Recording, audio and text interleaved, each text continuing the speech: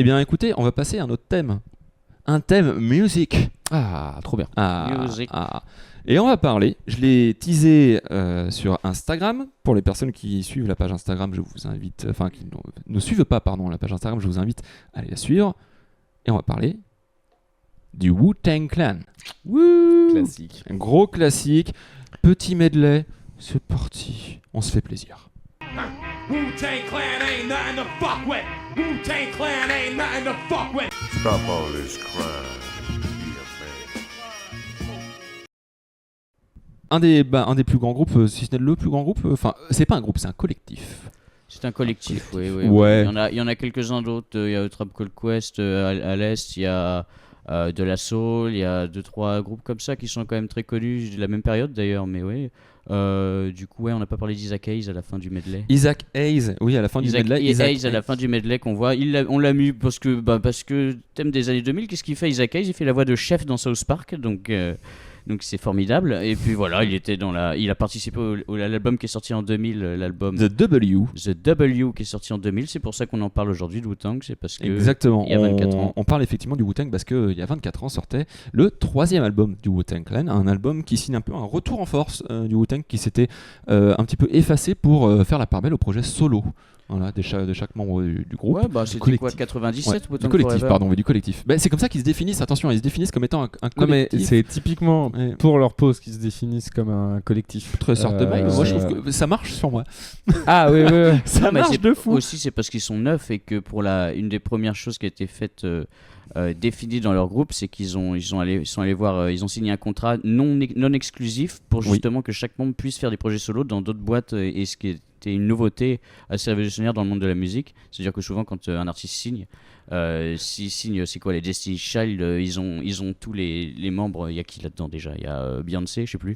Oui. Tout ce Oui. que Beyoncé ferait, ce serait aussi à la boîte de prod. Et c'est pas le cas du tout dans Wu-Tang. Du Ah. coup, chaque projet solo, il y en a eu beaucoup. On pourra peut-être en parler rapidement, histoire de faire une liste exhaustive Rapidement, pour ceux pour que ça en parler intéresse. rapidement. Tu sais, quand on en parle, faut embrayer direct. Faut embrayer direct. Tu veux que je te parle rapidement des projets solo? Il y a Allez. Old Dirty Bastard qui a Oh, fait des Daddy choses. Bastard. Old Dirty Bastard, Putain, qu'est-ce t'as un qu'il a bon fait accent. comme formidable. Putain, c'est ouf. Ouais. Ouais, ODB, Dis donc. Wow. le seul membre qui est mort d'ailleurs en 2004. Ouais, Euh, à 2 jours de ses. À 2 jours de ses 36 ans, 36 dans le studio 36 Chamber RIP. Production, et le premier album de Wu-Tang c'est 36 Chamber, donc le chiffre 36, ça tout le monde Enter s'en the n'importe Wu-Tang, où. 36 Chambers. Oui, Un album style. révolutionnaire qui est sorti en 93, qui redéfinit un peu qui relance un peu, donc comme tu parlais, un peu du West Coast qui avait une place omniprésente, surtout dans les années 90, avec tout ce qui est NWA, avec Straight Outta Compton qui sort je crois en 89, avec Dre, avec Snoop Dogg, je crois que c'est en 91 qui démarre. Exactement. Et du coup, le mouvement un peu East Coast, il y avait beaucoup de choses. De toute façon, ça démarre à De là-bas. New York. Le hip-hop, le rap avec Afrika Bambaataa, tout ce qui est les soirées, avec aussi Eric B. and Rakim, avec tout plein de groupes des années 80. Et il y a une espèce de creux un peu qui laisse place au West Coast. Et du coup, avec cet album, c'est un peu le renouveau on va dire la deuxième vague de l'âge d'or du puis, hip-hop qui revient un peu en Un force. album qui est très différent de ce qui s'écoute dans le hip-hop à l'époque, parce qu'ils vont sampler énormément de jazz, de soul, et explorer en fait quelque chose de neuf et de nouveau, là où, à mon sens, la West Coast, que j'aime beaucoup et que j'écoute encore régulièrement, encore aujourd'hui, en fait, va constamment recycler la même recette. J'ai moi le sentiment quand j'écoute le Wu-Tang que à chaque fois ça m'apporte quelque chose de neuf, tu vois. À chaque fois, chaque écoute, je me dis putain, j'étais passé à côté de ça, j'étais passé à côté de ça, j'étais passé à côté de ça, et c'est un vrai plaisir de les réécouter encore et encore et encore. Ouais, il y a des choses aussi qui sont originales, c'est-à-dire qu'ils prennent beaucoup de samples de films de kung-fu, des choses comme Ouais. ça, qui c'est très marqué. D'ailleurs, Wu-Tang, ça vient d'un film. Alors attends, c'est quoi déjà? Shaolin and Wu-Tang, c'est un film d'art martial des années 80, de 83, je crois. Donc ils adorent ça, ils regardaient tous un peu dans les années 90, tout le monde regardait étant gosse. Des films d'arts martiaux, des trucs chinois importés un peu à l'arrache, c'est ça qu'ils regardaient et c'est ça qui les inspirait pour toute un peu leur esthétique aussi. Il y a beaucoup de choses avec des épées, avec des Shaolin, avec des arts martiaux, des choses comme ça. C'est gaulerie de se dire que la culture pop asiatique des années 80 influence le rap des années 2000 et que la Ouais. culture pop d'aujourd'hui influence le rap d'aujourd'hui. Pardon, j'ai perdu le. Je trouve ça dingue. C'est l'oncle de qui de qui a... Non, je trouve ça C'est le serpent dingue qui de se se prend la dire queue, tu veux que dire la culture asiatique a toujours influencé le rap. Ouais, oui. C'est une dinguerie, en vrai, parce que le rap a énormément évolué en 30 ans. Bah, aujourd'hui, le rap, c'est plus. Enfin, j'ai l'impression que c'est la pop d'avant. Si tu veux, on écoute énormément de rap, beaucoup plus que dans les années 2000. Complètement, mais il y a toujours ce truc de la culture asiate impacte et inspire ces groupes-là. Et ça a pas bougé. Alors que le reste dans le rap a bougé.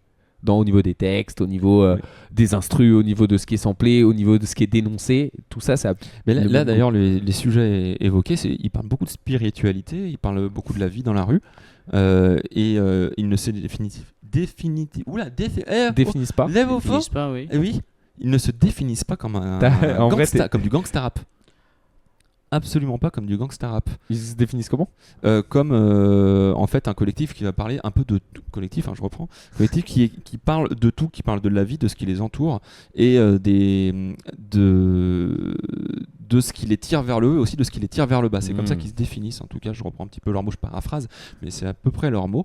Et dans le dernier morceau qu'on a écouté, I Can Go to Sleep, qui est d'ailleurs extrait de l'album The W, ça parle de dépression. C'est pas celle que je préfère de l'album, mais bon, Moi c'est non intéressant plus, pour mais je la montrer trouve très évocatrice en fait de ce qu'ils sont capables de faire et de montrer dans un seul album en fait. Alors il est très hétérogène. Oui, il y a c'est beaucoup très de éclectique. De toute façon, choses, il y a 9 membres, donc il y a forcément des touches personnelles ajoutées à chacune des chansons. Il y a Même peut-être Old Dirty l'humour. Bastard a réussi à amener une petite touche d'ailleurs. Ouais, pardon. Même Old Dirty Bastard a réussi à apporter sa petite touche dans oui, The bah W, alors, qu'il était en prison à ce moment-là. Oui, il était en prison à ce moment-là. Il enregistrait ses parties avec le téléphone en prison. Mais non. Ouais, c'est ça. C'est donc, ouf cette histoire. Ouais, ODB, il faisait ça. Et du coup, c'était marrant. Il a eu beaucoup de problèmes avec la justice. Donc, au moment de la tournée pour la sortie de l'album, il est censé être il s'est fait arrêter pour possession de drogue. Et voilà. Donc, il est censé être en rehab, je sais pas comment on dit en français, en centre de réhabilitation pour être réhabilité. pour arrêter de prendre de la drogue. Et du coup, qu'est-ce qui se passe pendant la soirée ? Ils font un live pour faire la promo. Lui, qu'est-ce qu'il fait ? Tout le monde se dit il sera pas là, il est en réhab. Il s'enfuit du truc. Il prend l'aéroport de Los Angeles à New York. Il arrive, il y a un producteur qui arrive, putain, ça doit être la sœur d'ODB, elle lui ressemble vachement et tout. Le mec, il avait une perruque, une robe, et il arrive et il dit bah alors, tu dis pas bonjour ? Il arrive sur scène, il dit oh, j'en fais une rapidement, il fait Shimmy Shimmy Yeah, Shimmy Yeah, Shimmy Yo, c'est sa chanson la plus connue de Wu-Tang, et puis après il dit oh désolé, j'ai les flics au cul, faut que j'y aille. Il repart, il disparaît pendant un mois, nickel, la vie est belle, et puis il se fait arrêter au McDo. Histoire, en vrai. Il se fait arrêter au McDo, Ouais. en train de signer des autographes, ou je sais pas quoi, la flic l'a reconnu, il a fait ok, je suis là. Et du coup, il a fait 3 ans de tôle après. Il sort en 2003 et il meurt en 2004. Voilà. Donc, Sacrée vie. il était assez, il était paranoïaque aussi.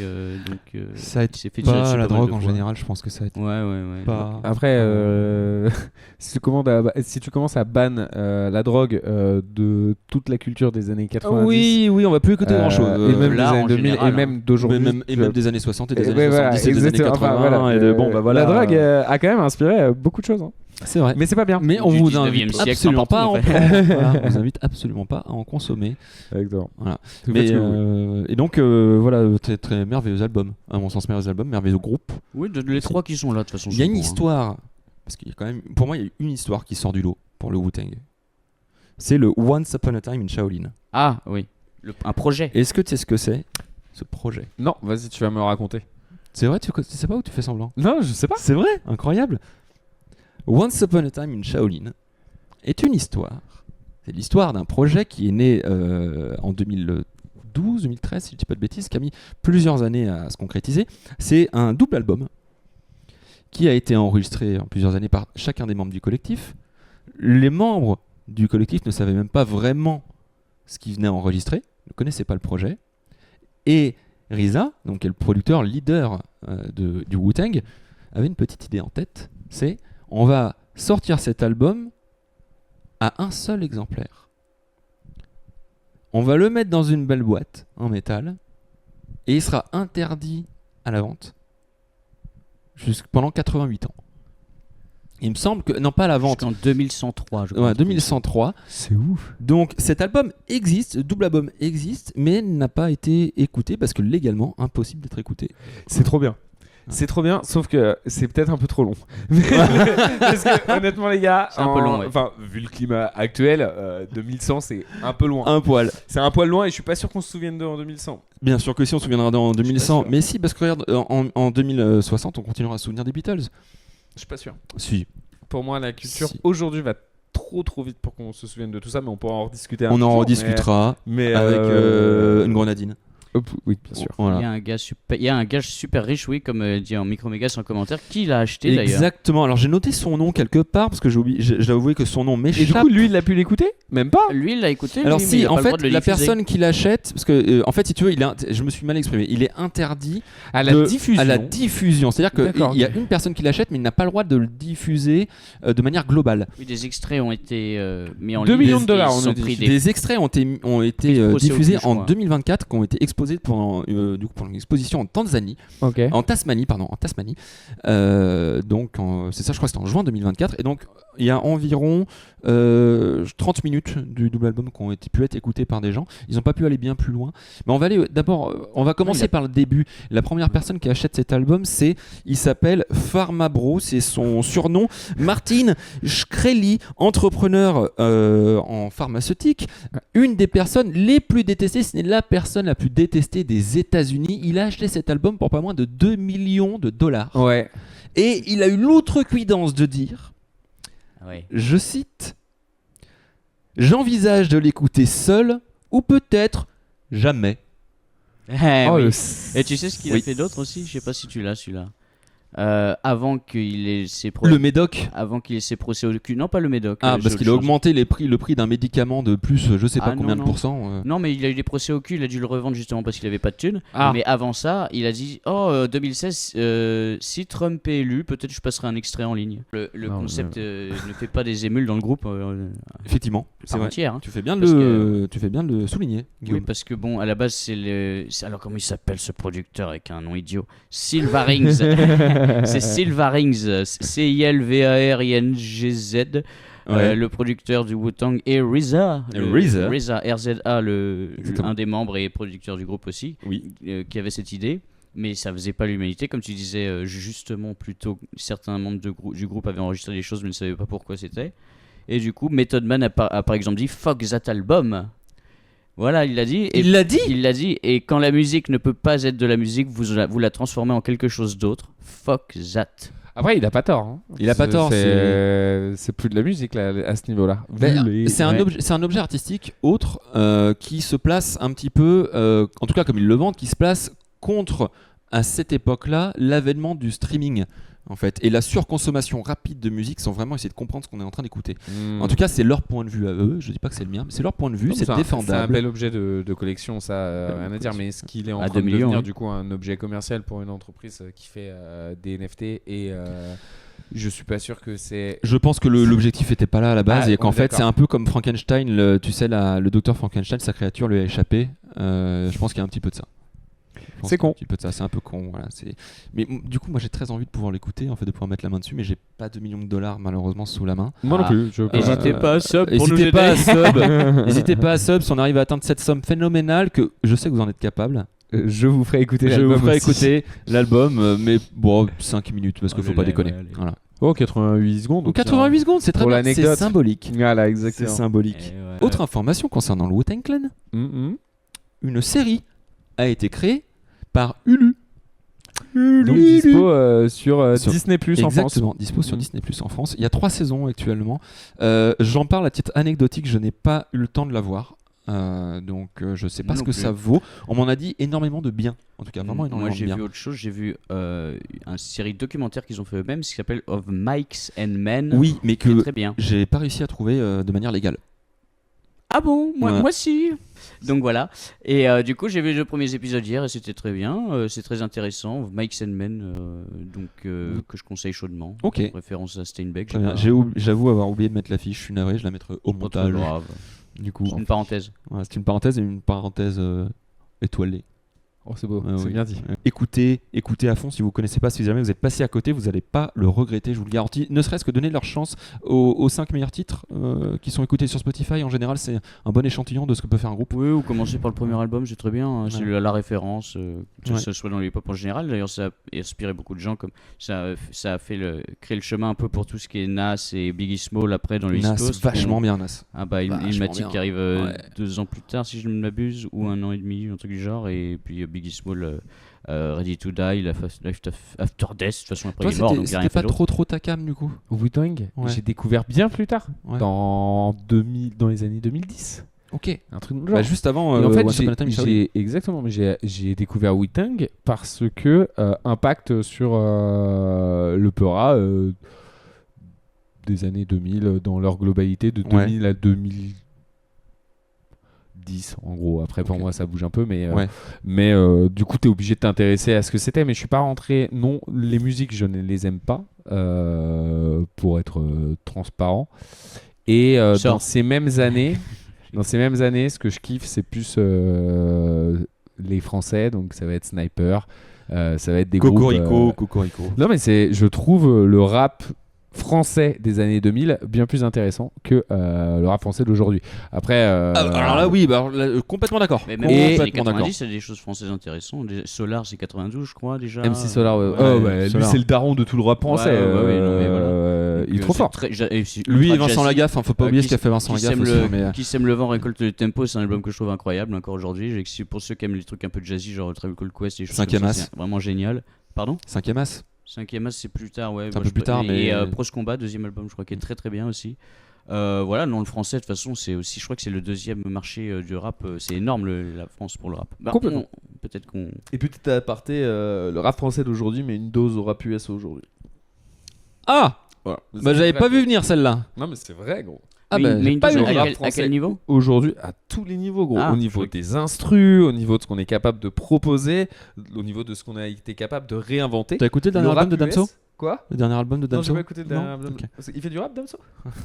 Il paraît. Ouais, non, mais même lui, il est pas au courant. Non, bah, ok, t'enlèves Damso et tout. Aujourd'hui, en France, on est capable de proposer des choses qui ont évolué. Ouais. Pas forcément en bien, mais qui ont une vraie proposition artistique. Aux États-Unis, on bouge pas aujourd'hui. Pour Kendrick, l'instant. qui parle de Kendrick. Oui, bah, il y a toujours des exceptions. Kendrick Il y a Lamar, toujours ouais. des Oui, bonnes mais choses. Il y a Kendrick bien sûr. Lamar, il y a Jid qui est très bien aussi. Il y a Vince Staples que j'aime bien aux États-Unis. Il y a pas mal de trucs bien. Hein. Si on fouille, de toute façon, on trouve toujours.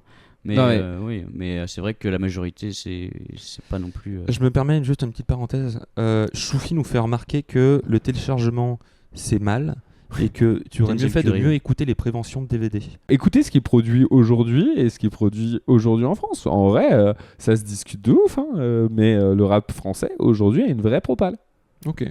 et une vraie nouveauté dans ce qui est dans ce qu'ils sont capables. Moi de j'avoue le rap créer. français c'est pas particulièrement ma cam, mais écoute Nino, frère. Ok, j'écouterai Nino. Très bien, j'écouterai Nino. En vrai, t'aimais bien le rap français des années 2000, 90-2000? Ouais, bien sûr. Je suis pas sûr que tu aies kiffé le rap d'aujourd'hui en vrai. Ouais. Je sais pas, parce que la propale est quand même très différente. Hein. Aujourd'hui, Mais pour ça, d'ailleurs, je te disais, ça part un le peu rap de est la- devenu ultra c'est mainstream aussi. ultra populaire en fait. Mais oui, complètement, c'est devenu Donc, cool. Sur la première radio de France, France Inter, ils écoutent du rap. Tu imagines ou Ouais, pas non, mais d'accord. BLK, de ouf. PLK, Jul. Alors Mais j'aime Jul, bien. Jul en vrai de ouf. Jul, il est trop fort. Après, Jul, Il est prolifique. non, oui, il a sorti plus d'albums que n'importe qui sur Terre. Oui. Mais Jul, il est trop fort. Mais moi, je suis admiratif du travail. Je suis vraiment admiratif, mais j'aime Mais pas sa toi- musique. En fait. T'aimes pas l'autotune, le truc comme ça? Non, c'est pas mon truc. Mais par contre, je suis ultra admiratif l'autotune, de la force de travail du mec, quoi. Faut que je te fasse écouter certains sons. Parce que Jul, en vrai, je comprends ce que tu dis. Faut pas oublier que Jul, à une époque, c'était la honte d'écouter ce mec. Oui. Aujourd'hui, c'est normal de l'écouter, ce qui est déjà trop cool. Et dans certains de ces. T'as des sons qui sont trop bien et qui sont des énormes portes d'entrée et qui te permettent de découvrir après la discographie de Jul sans que cette production te dérange. Parce que Ok. je vois très bien ce qui te dérange et honnêtement. Je vois, il y en a qui disent que c'est le GOAT, carrément le GOAT dans le chat. gros, Jul, c'est un truc de ouf. Ok. Tu te rends pas compte? Non, j'avoue, je Le me rends mec, pas compte, mais. Jul, Il c'est le remplit seul les gars stades, qui hein. Bah, il va remplit le stade de France, mais Bah, très bien, mais il- c'est pas le seul. Je veux dire, Alors, c'est Bigard l'a fait. Oui, alors oui. tu parles d'un Bigard à son prime, et surtout à une Évidemment. époque où t'as pas autant de médias et tout. Je fais un Jul, parallèle hasardeux, mais. Mais il y en a peu, hein, des gars qui sont capables de remplir le Stade de France. Hein. Vraiment, gros.